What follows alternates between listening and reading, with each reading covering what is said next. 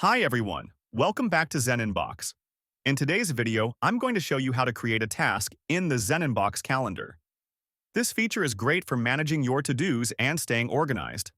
Let's get started. First, log into your ZenInbox account and go to the calendar section from the sidebar. Here, you'll see your calendar in day, week, or month view. Pick whichever view works best for you. To create a task, click the red Create Event button at the top left. From the drop-down menu, select the Task option. Now, a form will appear for adding your task details. Start by entering the task title.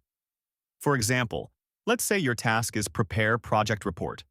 Then, add a description if needed, something like complete the final draft and review it with the team. Next, set the date and time for your task. I'll set mine for January 24th, 2025, at 9:37 a.m. If this task repeats, you can choose the frequency under the Repeat dropdown. You can also select a specific list for this task to keep everything organized. For example, you might have lists for work or personal tasks.